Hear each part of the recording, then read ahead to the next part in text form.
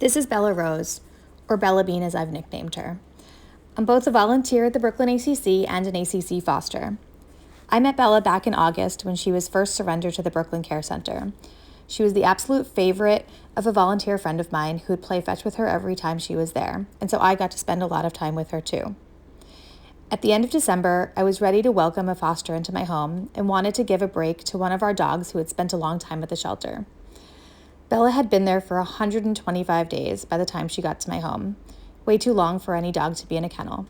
She's been with me for exactly 7 weeks today, and I've loved getting to know her and watch her open up outside of the shelter. As you can see, Bella loves to fetch, and she loves tennis balls. When Santa came to visit at the shelter, she got so many tennis balls she didn't know what to do with them. So naturally, she hoarded them in her kennel. Bella has a bit of a hoarding problem. Since being in foster, however, I actually find that while Bella loves to fetch, she doesn't really need all that much exercise. She's 6 years old, has a medium level of energy, and while she loves to play, she can nap with the best of them. We fetch a few times a week for about 10 minutes, and she's happy as long as she can get to destroy a tennis ball at the end. She also loves stuffed toys and can destroy them faster than any dog I have ever met. Knowing Bella at the shelter, my biggest surprise with her in a home is how much she craves affection. While at the shelter, she would drag us to the yard to play, but here she's much more likely to be nudging my arm to give her neck scratches. Her signature move is to hook her paw around my arm so that I can't stop scratching her. It's really endearing, and I love to see this soft and sweet side.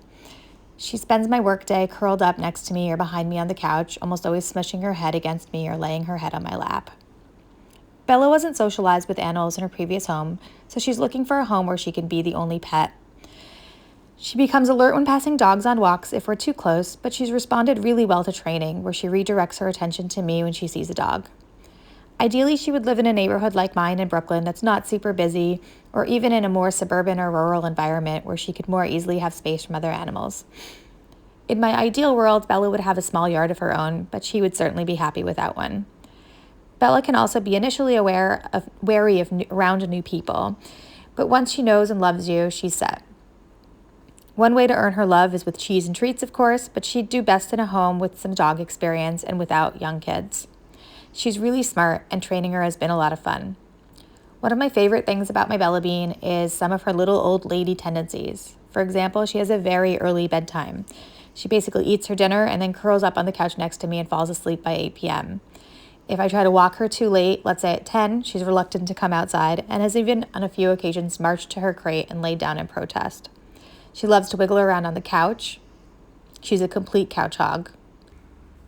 If I get up to make tea, I'm guaranteed to have lost my spot by the time I return. And then she makes this cute face. She sometimes wags her tail in her sleep, which I think is the cutest thing ever. Bella Rose is crate trained. She sleeps in her crate overnight and has spent up to 6 hours home alone in it.